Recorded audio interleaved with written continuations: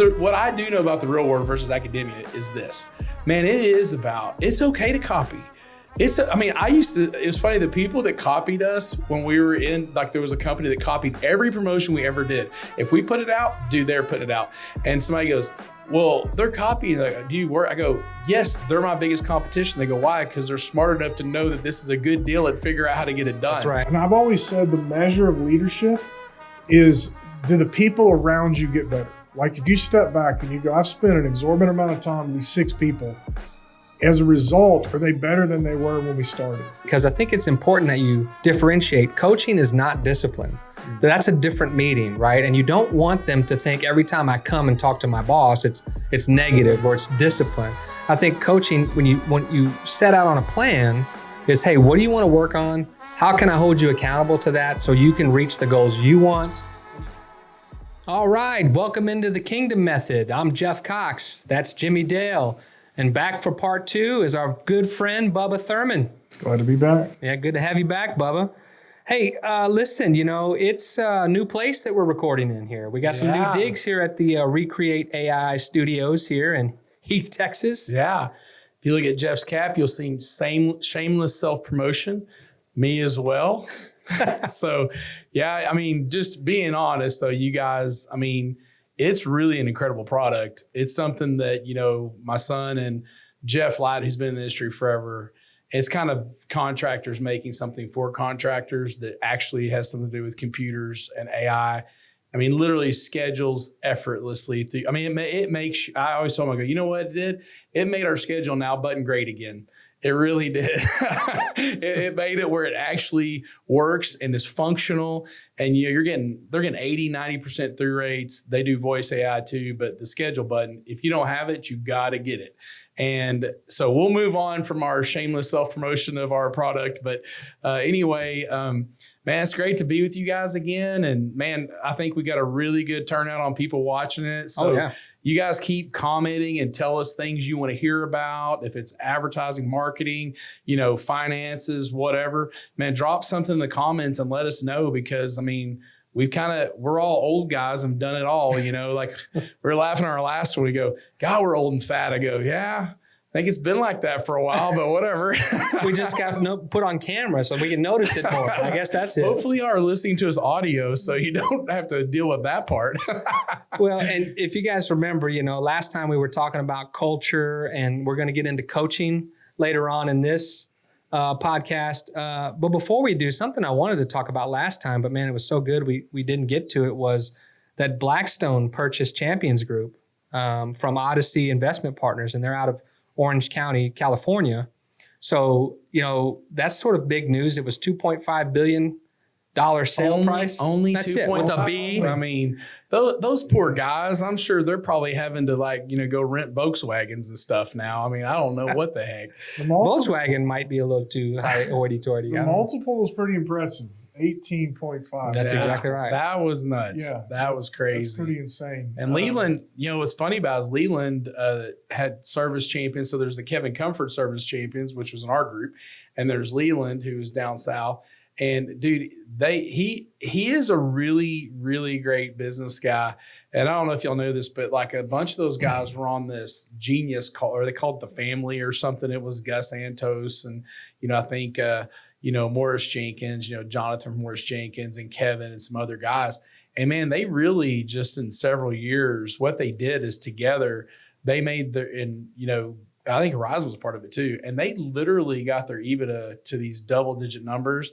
And I'll never forget this thing that Leland said that Gus told me. He goes, Leland said, hey, there are the AC jobs we take to get 50% gross margin. And then there's the ones we don't take. Yeah, that's right. And the guy was doing 20% EBITDA before, like anybody that was at 25 million back then, really were, a lot of them were single digit. Like some of them were 8, 9 and struggling at 12. And I told Gus we were like 14 and a half, 15. He's like, oh my gosh, man, you're doing really great. And I'm like, it's just difficult as these companies get larger, they just get less efficient. And I used to laugh because guys that, the conferences and stuff would go, man, Jimmy, I only have 10 trucks. Go, let me guess, you're operating 25%, 30%? They start laughing. Well, yeah. I go, not a bad gig, bro. Not a bad gig. So I just, congratulations to Leland and that group. I think that's really awesome. But what were you going to say? You were going to say something, Bubba. Well, I thought it was impressive, like what they built. And his name has been talked about a lot, and especially in regards to, profitability and the efficiency in which he kind of ran their business. And obviously that permeated throughout the organization to build that much value. That's pretty impressive. But I do want to say something about the whole, PE-backed movement. Like obviously service companies have been bought up like crazy. And I think being a part of one, I think when you what we're going to get to later, I think all three of us would be aligned around the idea that we don't ever want to do anything but provide great service. Yes. Like, we want to be people that care about customers. And I think there's an illusion that exists now that, once somebody backs you financially, that somehow your values change. And that's just not true. So I'm happy for guys who succeeded and built something substantial enough to where they get that kind of value out of it. I mean, what's funny is you hear a lot of the guys complain about the, private equity groups and all that kind of stuff. But I mean, they have provided us and our industry with the ability not to only become millionaires ourselves, but to make other people millionaires. And I think that's really what's awesome is just being able to do that. And I thank Ken Haynes all the time. I go, man, what you've done for me and my family is so amazing. And they, and no matter how much, we all could disagree with, like, when you're working with a PE group, you could have disagreements about what you think should happen. But I think what was kind of one of the funny things, early 2000s, now some of the young guys probably don't remember that, but in the early 2000s, they were just gathering people up. And I mean, it failed in kind of short order. Yeah. They went bankrupt. It wasn't like 5 or 6 years, and a lot of those things folded up and they just didn't work. And I think what happened is they learned a lot that, hey, man, what about letting the guy who is already running it, how about he keeps running it and we support him? And I think that was one of the things that I felt like Ken Haynes, that he really supported is the autonomy piece. Mm-hmm. And, when you have that autonomy and you just go, hey, I'm just going to support you and let you keep doing your thing. And I need you to have maybe the same software and some of those things. But they kind of just, I was there for 10 years and they just left us alone. And I think what happens is that a lot of these groups, there's so many of those groups, but I talked to a group the other day, a guy that I played golf with. And it was weird. I was at a wine dinner at the golf club, and this guy next to me goes, "Oh yeah, I'm in that industry too." And he was like the CFO of Sear, and we were talking, and he was like, "Yeah, they do that kind of same the autonomy methodology." And so I think there's something cool that it's just something though that would no one could ever dream that would happen. Right. You could work your whole life, and I saw so many people that come and ask us to buy their plumbing company or whatever. And to be honest, they'd put 30-something years in, and the value of their building was about the value of their company. They had a bunch of trucks with 250,000 miles on them. You were probably going to lose all the guys because as soon as leadership changed, some of those guys were dear to that leader. And so, it was really interesting how that evolution came about. And I'll be honest, like in 2003, if you talk to most of the people, you'll find in 2003, a lot of these $100 million companies started or getting their act together about 2003. That's when we started.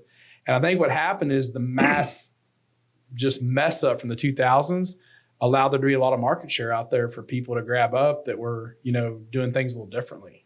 I think something you said there is important is when we got purchased in 2016, there was fear from the employees, what's going to change? What's going to change? And I think, like you said, the reassurance from the PE group that bought us was, hey, you're going to have autonomy. You're just going to be able to benefit from all the ideas in the group to make us better. And I think most people were calmed by the fact that our leadership didn't change. As a matter of fact, we felt fortified in what we were doing, that we could build upon that. And I think that's an important thing. Messaging is important, right? Mm-hmm. When these kinds of things happen. So for the people out there, at Champions Group, there can't be this fear of, everything's going to change. Yeah. To your point earlier, it's really, we were very fortunate that we got bought by a PE group that did let us do our thing because they believed in us as leaders. Yeah, there was a point that people thought, hey, get all your cash because whatever you leave in's gone. Like that was literally, I don't know how many people told me that had sold their business. Like, hey, get all your money now because whatever you leave in's gone. And what's really interesting is how dynamic it's changed for the people that are selling their businesses. A lot of people are not taking 80-20 was kind of normal, or 85-15, leaving 15% in. But what's kind of crazy is some of these guys, like the company that I'm with now, the young guy basically goes, hey, I'm leaving 40% in because I want you guys to help me. It's like taking some money off the table, having someone back you with hundreds of millions or maybe even 500 million, $1 billion. And then it was crazy when that wire came across. When I got the wire, I was like, dude, Baker Brothers will never shut down. I mean, that was my thought. I go, hey, look, I always thought that, hey, some guys can get drunk late in the day and run through the school zone and kill a bus full of kids, and we'll have a lock on the door when y'all show up tomorrow morning. And I go, but like at the end of the day, it was so crazy. It was this relief of, man, this legacy is going to continue on. And I think that's one of the things that we all have to understand too is at some point in time, the legacy needs to be past just you.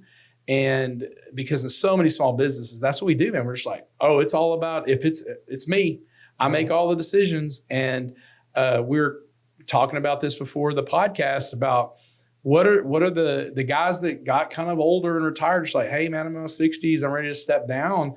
Man, the guys that really were successful were the ones that had mentorships and leaders within the business that just moved up and ran the business. And the ones where we had to go grab someone from outside that was a little rougher road for sure.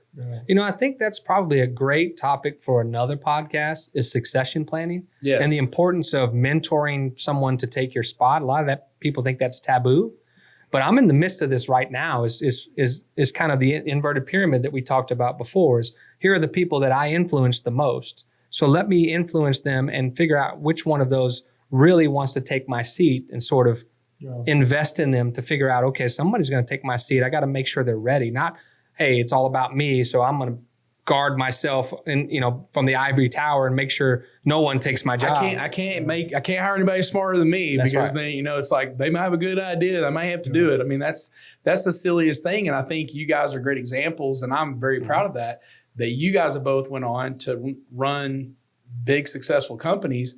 And in fact, at a point, pull them out of the ditch a little bit and correct some things.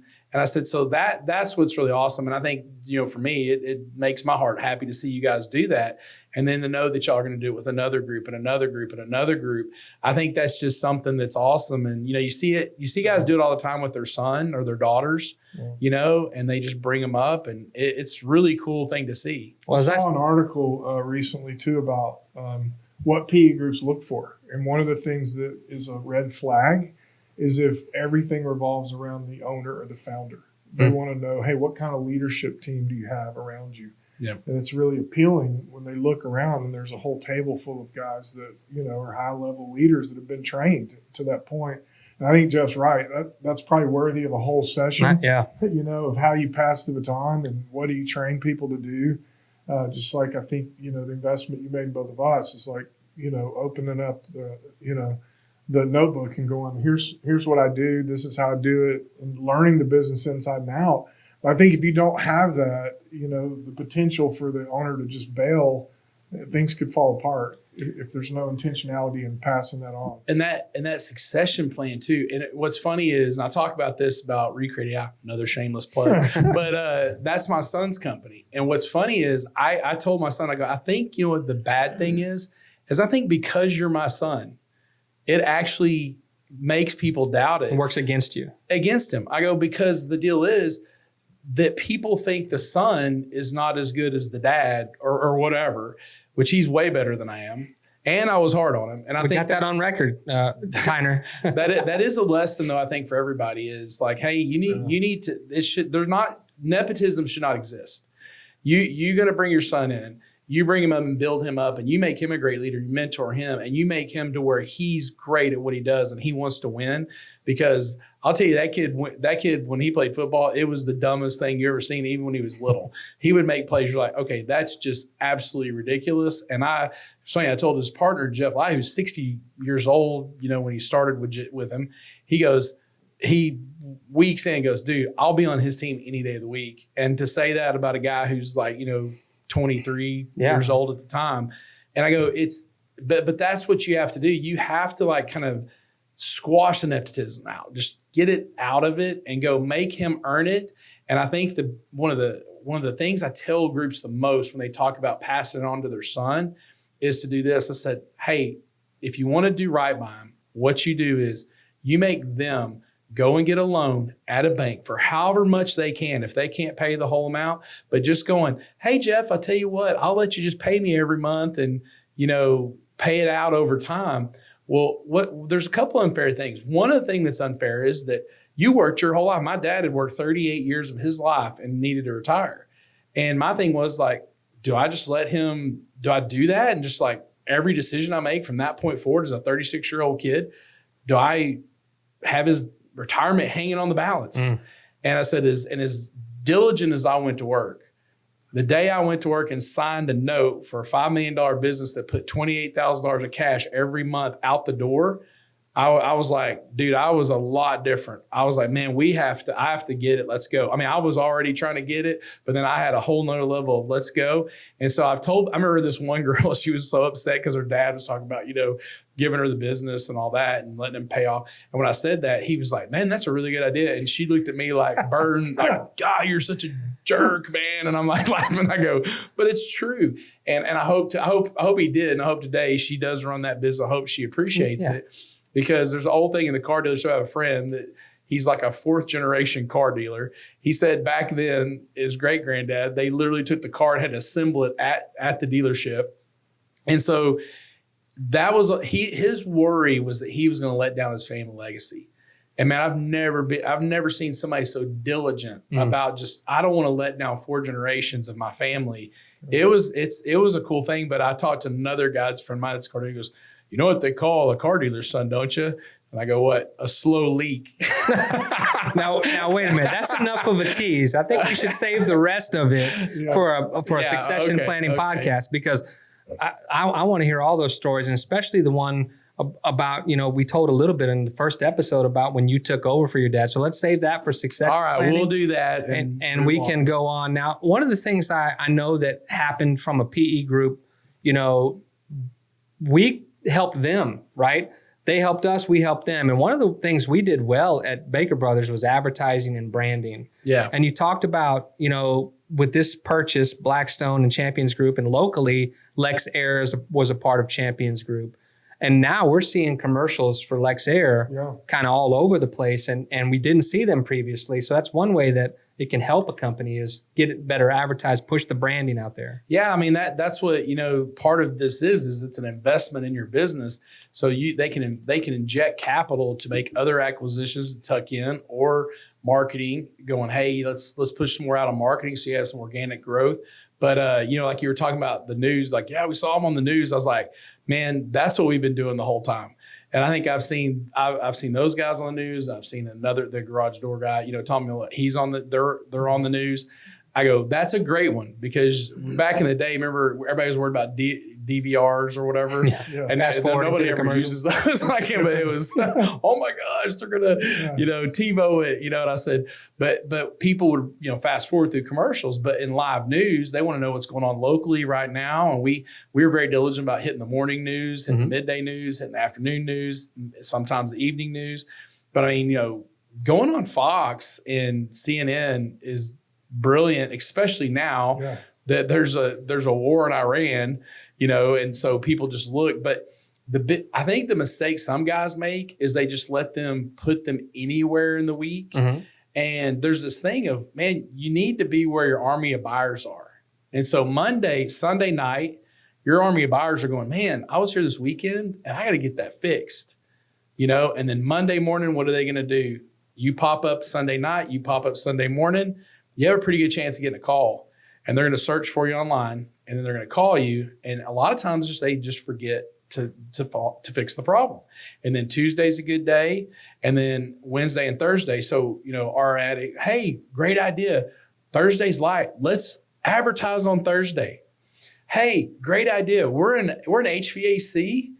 it's slow in October. Hey, let's push a lot of ads in October. I'm like, and there's this thing, the guy that was the consultant that taught us this methodology said, he goes, look, guys, don't sell cranberry sauce except at Thanksgiving and Christmas. Don't get in July and start just pushing out a bunch of ads about cranberry sauce because no one's going to buy it.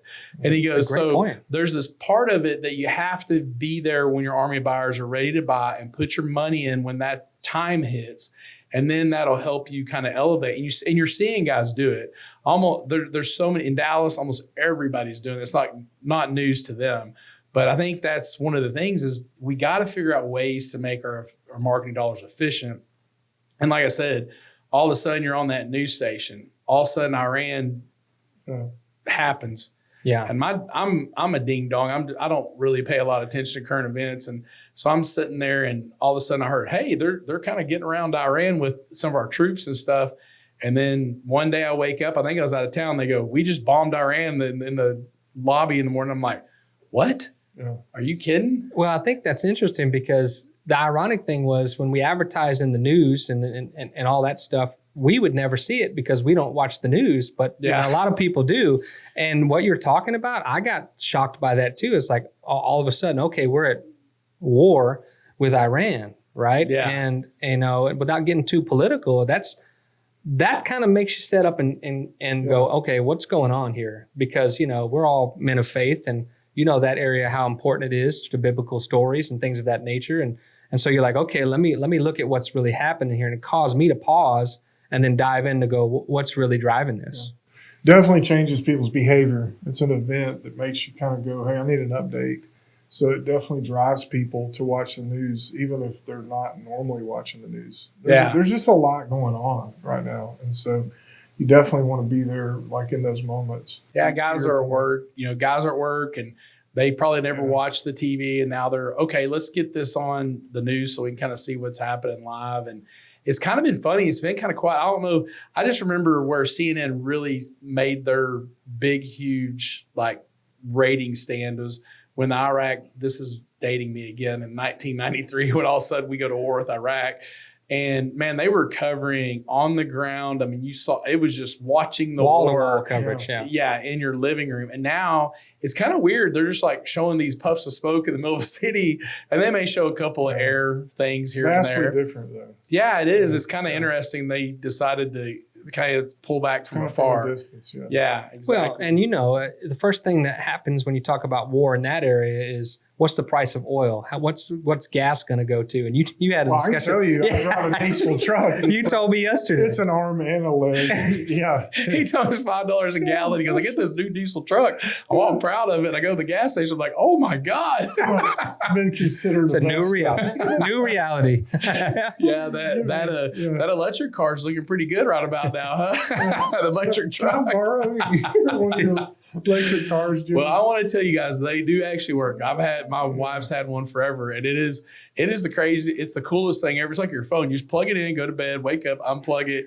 It's the coolest thing ever. I didn't go to the gas station for like 6 months one time, and I'm like, oh my gosh, this is amazing. So there is a good part, but it's kind of, I always thought it was funny. You know, I wonder how many times in the history of the U.S. have we attacked someplace that doesn't have oil, like, you know, Venezuela, oil.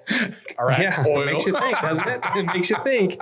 Yeah, and listen, you know, praying for the people on both sides that, you know, civilians, innocent lives, you know, and all that thing. But our troops too. On our troops, and you know, it's unbelievable that there's only been 7 to this point. I think that we've lost. Yeah.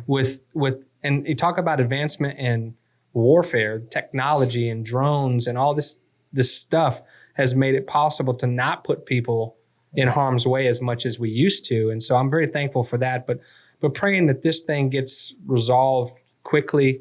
And listen, whatever your political belief is, you know, that's not for us to determine, but, you know, wars and rumors of wars have always been part of our life. Yeah, and we're supposed to love humanity. I mean, we're not, and I think that was something I think we did in the Tim Tebow's, the little video that we showed a couple episodes ago, where he's talked about, like, even if you disagree with someone, there's so much hate. Just if you go, well, I'm Republican, I'm Democrat, well, automatic mad hate, spewing stuff at each other. And I think that's such a huge mistake, man, because the more that we love on people, the more that they seek to understand us, the more that we're curious about their belief system and why they believe what they believe. I think it's something that just shows that you're different, and that, hey, and that's what you want. You want somebody to go, hey, this guy's a little different. What's different about him? And I think I said this before. I said, man, the biggest compliment I've ever had is like, never talk about church, never talk about going to Sunday school. And somebody come up to me and go, hey man, where do you go to church? Because that means that, hey, they know by the way you're living your life that you're a Christian. They didn't see me on Friday, Saturday. They just saw me on Sunday. I'm just kidding. Well, I mean, it's easy to love somebody you like or that you're similar to or agree with, but can you love somebody that's shouting death to you, death to America? That takes a different kind of love that only comes from above. And I think that's when you are living your life that way, it is nothing but evident to the people around you, because we can't do that in our own human flesh. It has to be through Jesus. Yeah, well, I think the whole idea of the kingdom method, we could go to any topic and talk about the value of people. Yep. Like we could talk about succession planning, building others up around you, inviting them to the table. I mean, there's all kind of conversations, but it all boils down to how much value do you put on human life? I mean, that's a big part of it. Important. Yeah. And I think, it's funny, something you said too about the drones and things. Remember we told our kids, like, get off that video game, you idiot. They're never going to make any money doing that. That's you're just wasting all your time in life sitting here playing this video game. You need to go outside and drink from the hose and wreck your bike a couple times or whatever. And so we're like the old men, now.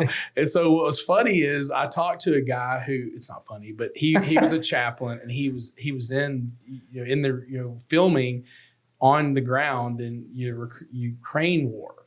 And he was telling me, he goes, man, it is like a high percentage of non-touch, high percentage of somebody in Las Vegas basically playing a video game over, somewhere else. Wow. And he goes, it's literally those kids that you're telling not to play video games. Yeah. They're literally like, changing the outcome of a war now.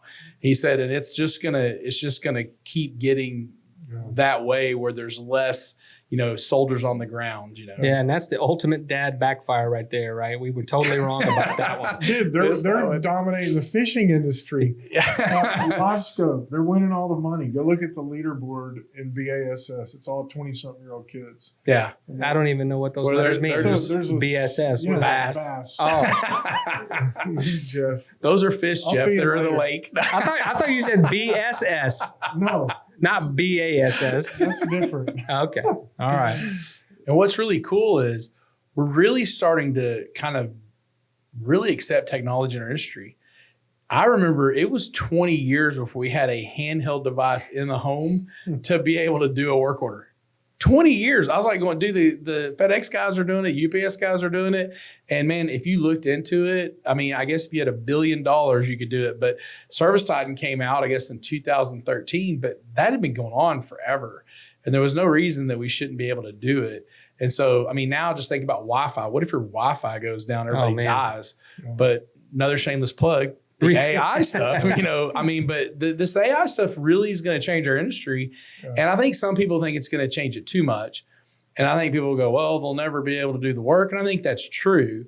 But I mean, there is going to be a difference in the way the call center runs. There's going to be a difference. I think that customers won't want voice. Yeah. I think they're just going to, like I said, use that schedule now button. It's going to be really fast. And they're going, dude, I can schedule inside of a minute. Dude, this is so much faster. So I think people are really going to, in our industry though, we were so far behind, and it might be because of Service Titan being out there that, it's kind of sped up. But man, there's a lot of companies that do this stuff now. Think about how our users are maturing though, because we're kind of getting on that edge. I'm not saying we're old, but we're old.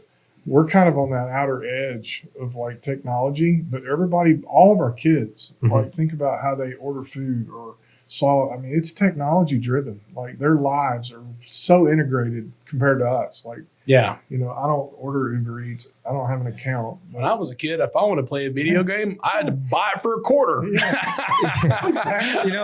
It's funny because I just went for my birthday on Saturday. I went to this place called Push Start Play, which is, you guys know DA. He used to do our vending machines at Baker. He was partnered with Cidercade, and then he went on his own. He's got this arcade. And so we go in there. It's like the biggest arcade in the country, by the way.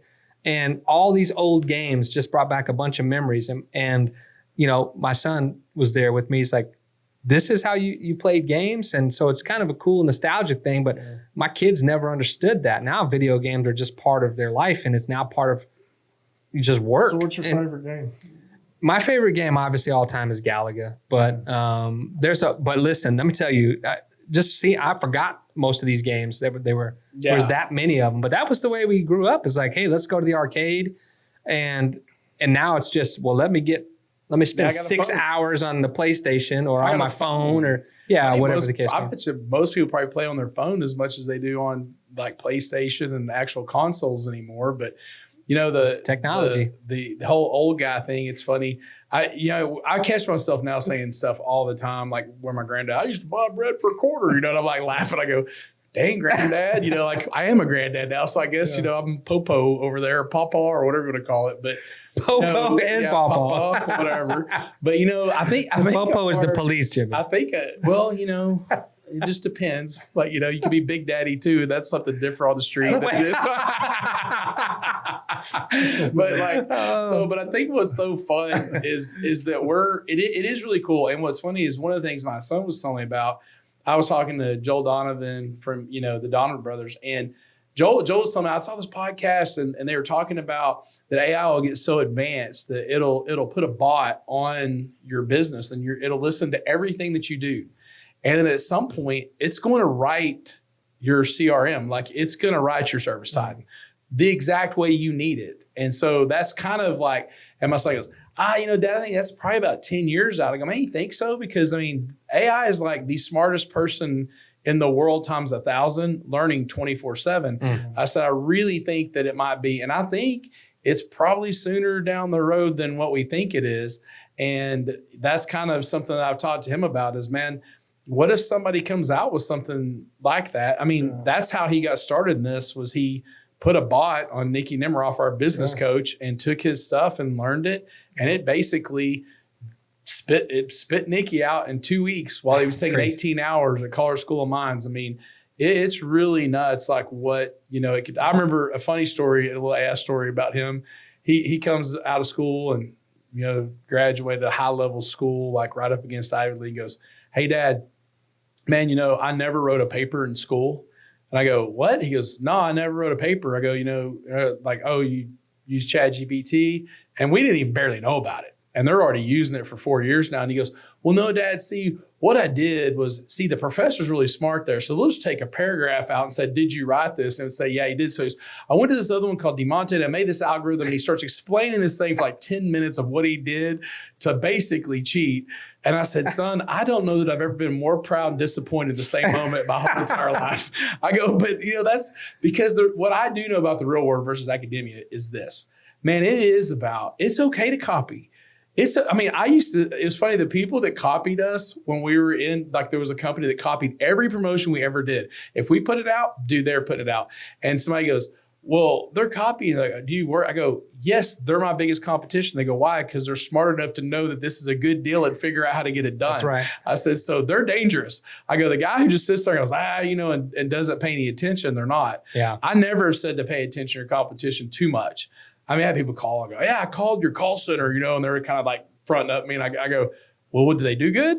Yeah, and they were like, it's just funny because people get too overly involved in their competition, but you should always kind of keep an eye on what they're doing. If somebody's doing something brilliant, man, you can just put your logo on it and go do it too. Yeah, that's true. I think it's the smartest thing to do. I mean, I think Alan O'Neill, he probably was one of the fastest people to implement something that I've ever seen. He would come to your office and he would gain some thing of the way you did a nugget.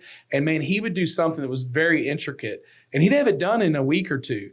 That you go, okay, well, you can take this, but it'll take you 6 months to a year to get this done. Man, he would just boom, get it done. He really adapted to the things he learned so fast. And like we've said this before, execution's key to everything we do. So I guess we can kind of take that into the coaching thing we're talking about, because that's really what that's about, is executing. Because I think what people get frustrated about, they go, like my wife said, she goes, look, Jimmy, come home frustrated. These guys aren't doing this, man. They're not doing that. And she'd basically go, well, you know what? They're not you. They're not you. If they were you, they would do all that stuff and they probably wouldn't work for you, would they? And I go, that's a great point, honey. You're right. Once again, if that makes her feel happy, she is always right. But anyway, I will say that execution piece is the part of it. You get frustrated because your employees can't execute to the level that you want them to. And so it frustrates you. And it's the hardest thing about management. It's easy to manage myself. It's so hard to manage others and get them inspired to do what you do. Our mistake is we think everybody's motivated by money, and they're not. There's only a handful of people that are. And even to a degree, there's a lot more. But once they make a certain amount, they just flatten out and they're done. They got a house, they got a boat, they can go on vacation. Man, they're good. They're not really pushing for more. Then there's those probably, I'd say, 2%ers that go out there and go, dude, you could pay them $1 million. They want to pay 1.1 or 1.2. So we get frustrated. We throw those little carrots out like, hey, spiff if you sell this. Hey, a little extra money if you sell that. And I think we forget the purpose and the reason to get them to want to do better. Like, hey, it helps the customer out. Hey, it does help you out. It helps the company out. I think there's a lot more leverage in that. And I think Bub and I had talked about this, about the coaching piece. Mm-hmm. We get people in there that don't do what we say, they don't do what they're supposed to. So we bring them in. We set them down. We basically inadvertently go, you suck and you need to be better. And then they inadvertently in their head go, you suck. I worked for you till 11 p.m. the last 3 nights and you're pissed off because I didn't give 3 options. Are you serious? I come to work every day. I work my butt off. And so now we're leaving the meeting. I guess I got to vent and tell you why I think you suck. And then you got to, just sit there and not say anything and then get pissed off and walk out the door and slam the door and go look for another job. Nothing was accomplished and nothing got better. The only thing that you accomplished is maybe that guy leaving. Yeah. And so Bubba and I started talking about it and go, hey, could we flip this script on this? And Bubba started a program with our managers that were right above the techs and kind of started going, hey, I'm going to start doing this weekly training to get them to understand and get, hey, how do I do that to where I'm supporting you? Upside down pyramid. I'm here to help you. How can I help you? How can I hold you accountable to help yourself? And so I think that was like a big moment for us where we're like, hey, and to get the size we did, we couldn't be just telling everybody, hey, you're not doing it right. You're not doing it right. We had to get them all to believe it was the right thing to do. And so Bubba actually got standing. He actually presented this to Certain Path, and they said there's the only standing ovation they ever got from somebody at Certain Path. So Bubba, kind of walk us through kind of that process and what you have to do to get this done. Well, fortunately, I was given a vision about it because I played for this dynamic coach, Tony Robichaud.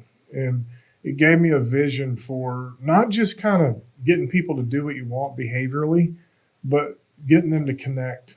And we just talked about technology. So the interesting thing, like I came home the other day and my neighbor has a robot cutting his grass. Like it's literally like the deal in your house. What's it called? The vacuum. Yeah. Zumba for your yard. So he's got one cutting his grass. There's one in the pool now. It's one in the yard. But you can, fly drones. You can do all this stuff with technology.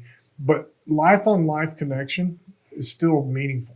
And I think that it's one of the greatest things that not only you can receive from somebody who's a mentor or coach, but I think for me, you just talked about what motivates you, right? So what motivates me, I love to see other people succeed.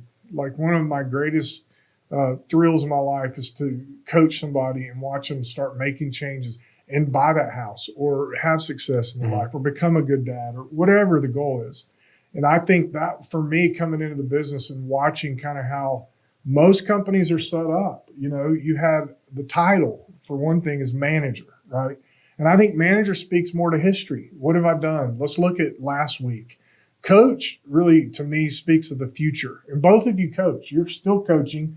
Jimmy has a long legacy of coaching. I coached kids. And if you take the term for exactly what it means, I think it means to equip.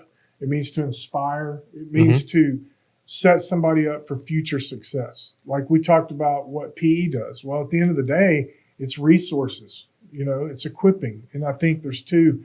things that you have to really lock onto, and that is, how do I make this person better? And I've always said the measure of leadership is, do the people around you get better? Like if you step back and you go, I've spent an exorbitant amount of time with these 6 people.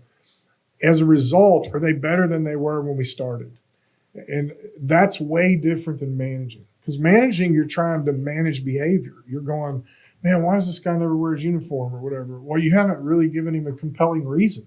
I want to pick up on something that you said a minute ago, because I think it's important that you differentiate. Coaching is not discipline. That's a different meeting, right? And you don't want them to think every time I come and talk to my boss, it's negative or it's discipline. I think coaching, when you set out on a plan, is, hey, what do you want to work on? How can I hold you accountable to that so you can reach the goals you want? And you came up with this coaching sheet to track that in a very primitive form. Tell us about that. Yeah, we just wanted to have a way to like put things in writing. Like, hey, what did you get out of the meeting? 3 things you want to accomplish.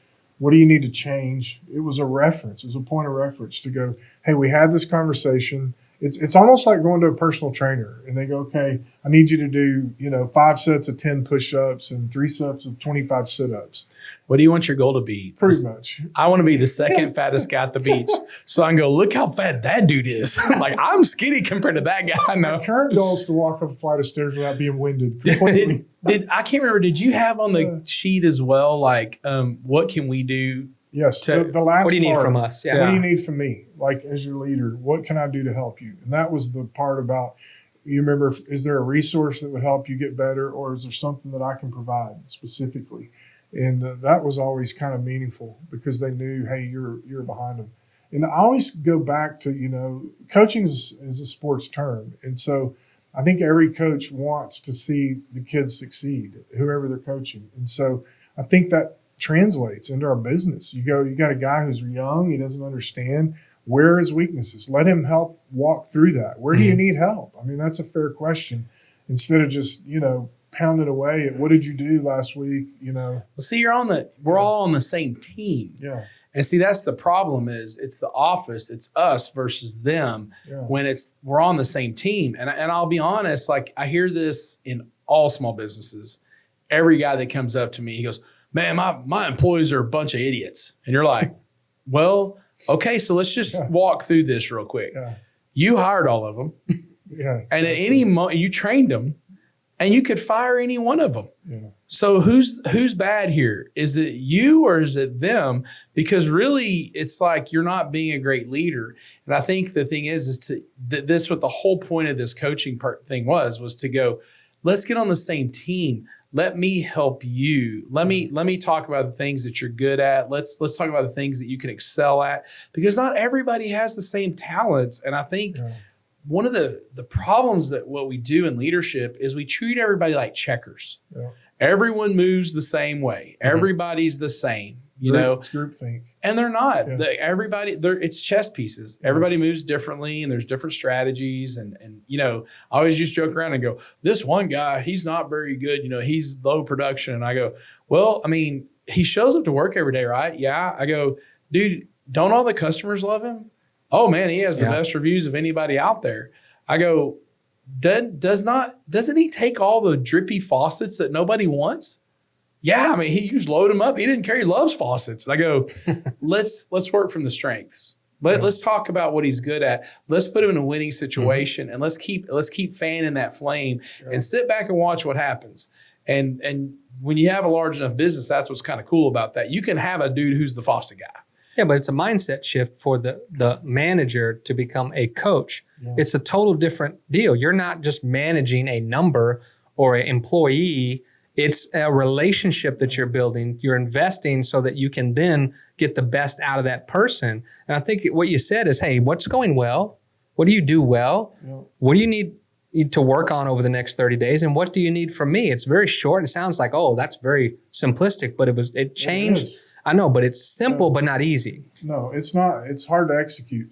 Great story I heard last week. So this kid's pitching coach comes to the mound, and it wasn't the head coach. And so he approaches him and he goes, hey, what's going on, with your slider? And he literally on the mound says, show me your grip. And he grabs the ball, obviously in his glove, and the coach literally says, hey, move your fingers up 1/8 of an inch. He strikes out the next 3 batters in a row. It was that 1/8 of an inch adjustment. And I think when you get somebody who has, effort, character, they check the boxes, they buy into the core values. Sometimes it's a subtle thing. Hey, what are you saying to the homeowner? What are you doing in your presentation? And that's coaching. It's, hey, try this. And it's not always like, hey, if you do this, Jeff, you'll succeed 100%. Sometimes it's try this and let's get back together next week. And all of a sudden you discover, 1 or 2 little things, and all of a sudden their close rate goes up 10% and their revenue goes up. And winning is contagious. Like, you gain momentum. Yeah. And that's the whole thing is like, the more that it's like any kind of reinforcement of behavior. Yeah. It's like, man, if you always get a prize, dude, you're going to always like want to do it. And the prize gets bigger and the prize gets bigger. And I think what people don't understand is it's not the money all the time. Some guys it is. Yeah. And I used to joke around and say, yeah, if I tied a $20 bill to my tailgate and drove around the parking lot in a circle that, so-and-so had chased me in the circle the whole time, but, and I mean, that's easy. I always wanted him to try that. And there's nothing wrong with that. I think it's great for people to want to earn. I think those guys are great. If there's nothing wrong with it, as long you just got to stay in the core values, stay in the morality of what we're trying to do here, and that's fine. Yeah. But I will say that the people that just like they achieve, that achievement is success, and that to them makes them the best at something. So for the young guys, the millennials and Gen Zs, mastery, that's what the video game's about. It's mastering that level. And mastery is important to them. And if you can get them to start wanting to come to work to win, wanting to get better and get better and get better, once you get someone on that, it's hard to get them off. And I think that's like why, we talk about dieting and talk about working out. I mean, that's one of the reasons why, as you get older, you don't do it as much. Because when I was younger, dude, I could eat right for 2 days and lose 10 pounds. I could go work out for like a week and look like a freaking, Atlas or something. If you want to go do it now, I mean, it's a little tougher road and it's a little harder, longer process. But once you get there and you start getting that reinforcement of positive winning, then that happens. I think the older guys are that way too. But see, back in the day, when it was all baby boomers, we could yell at them and grab them by the face mask and shake them and call them a big P and tell them they suck. And they go out there and get better because it was like they had this weird challenge thing. My manhood. It was like, you challenge my manhood. You challenge whether I can do it. I'll go do it. But I think the younger guys, and this has been a dynamic shift in our industry. It's more about like, way to go and hey, good job and calling out the good stuff. And then I think, Pastor Steve used to say this, he goes, if you put enough deposits in, you can cut a check. Yeah. So if I never care about you, don't talk to you, don't even barely make eye contact with you, and then I come up and get on to you about something, I'm NSF, dude. I'm negative balance with you. I can't go. That's not going to be effective at all. But if I care about you and ask about your family and I say, how's Johnny doing? And hey, man, did you work on that thing we were talking about last week? And he goes, yeah, man, it's really been working. Hey, keep it up, man. Way to go. Yeah. We do those things. Then all of a sudden, we can go in there and have a tough conversation. Maybe one of the coaching sessions is like, hey, man, you agreed to do this. What kept you from doing that? Yeah. Well, and when you first came, we were talking about, hey, if we could give ourselves any title, what would we give ourselves? And you said, I'd be the chief people officer, right? That was one of the things that you did. And I think what we did is understand that the psychology of people matters, right? The makeup. So culture index played a role in this, right? With understanding the dots and the makeup of this person, how they're hardwired. Then what do they need from me and how should I deliver it? I can't deliver it the same to everybody. And I think the thing is, you said this earlier, but people don't wake up and say, I want to suck today. I want to be terrible at this.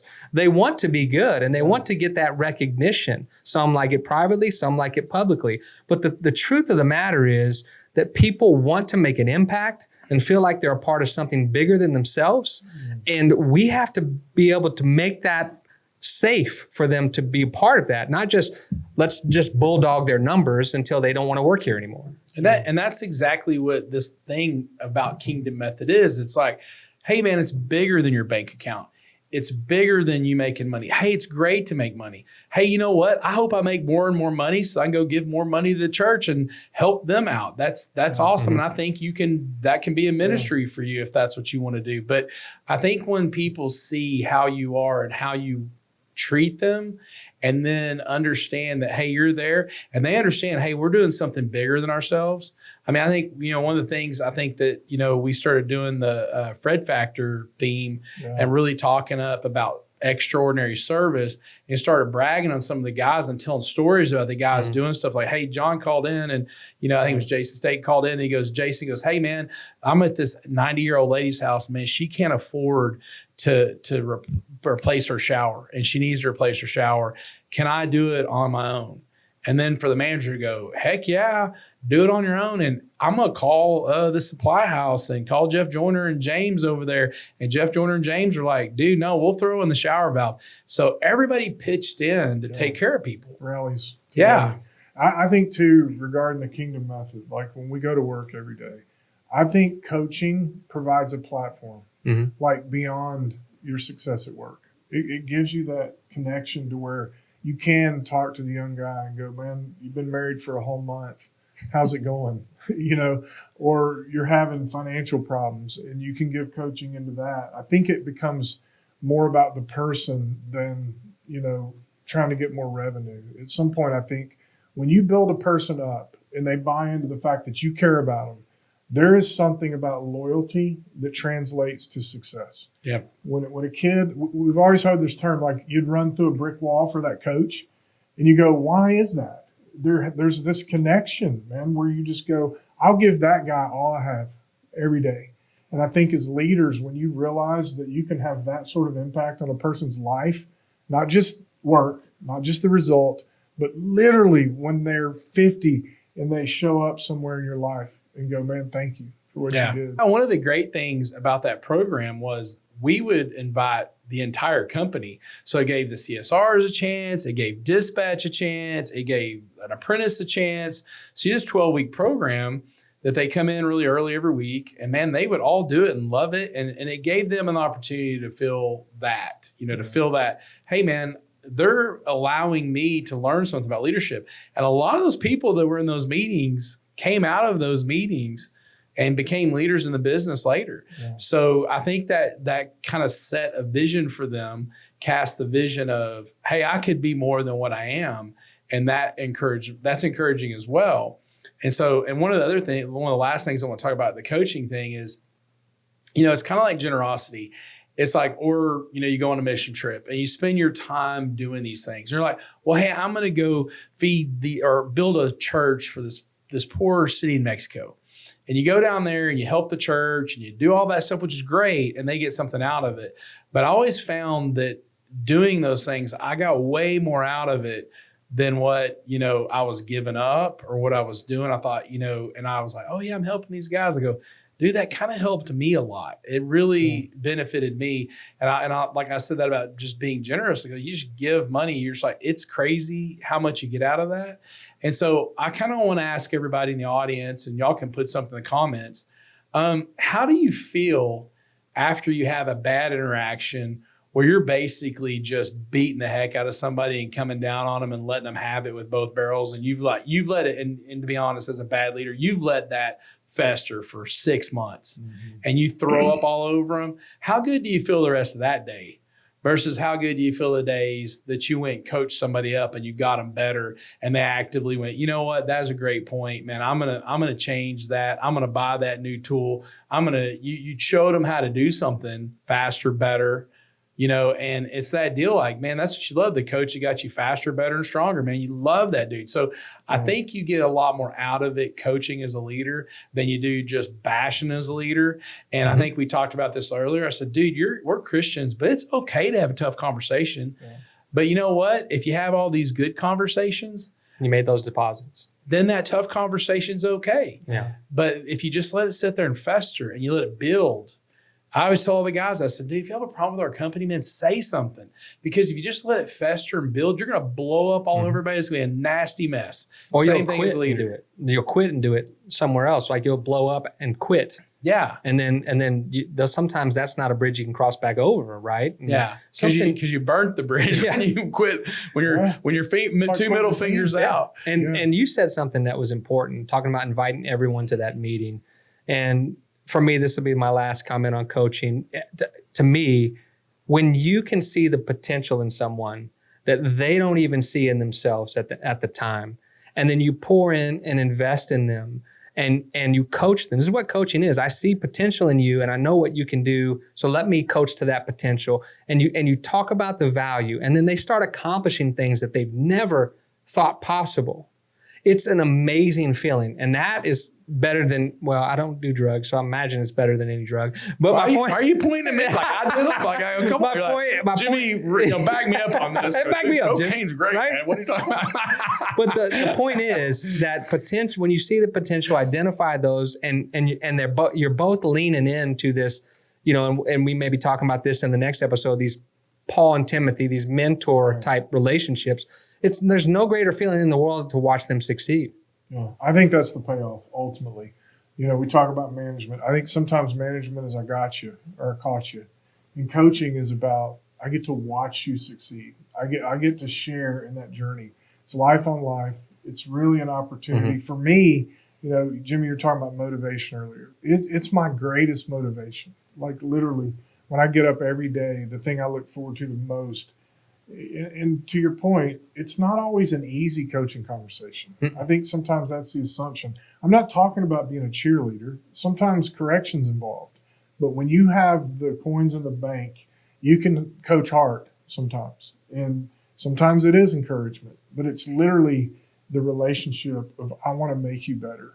I've succeeded when you succeed. And I think that's the essence of coaching. Yeah. Well, listen, I've enjoyed our talk last time and this time. And it's been great having all three of us together. And like I said before, put us together. I don't think there's anything we can't accomplish. But thank you for being here, Bubba, and talking about coaching. And I don't know that if you want more information on the coaching sheet, maybe just put a comment and we can get in touch with you. And it's just a small tool. It's very simple that we can get out to you. But thank you for being here. And I keep saying next week, but next time we record, we're going to talk about this a little further, take coaching to another level with mentorship and succession planning. Yeah, and we're going to start getting a lot more consistent with these because now that we have our own studio and have our own setup, and the Recreate AI guys are studios, like the Recreate AI studio, whatever. But no, seriously, guys. I mean, I would definitely call those, recreate.com, man, get on a demo, see what it's all about. It'll change your business. And man, we hope that this changes your business, change your life. That's what Kingdom Method's all about. People ask me about this all the time. Hey, what is that? What's that about? And I go, dude, it's really about living out an eternal impact in your daily life at work. And you don't have to be a minister. You don't have to be at church.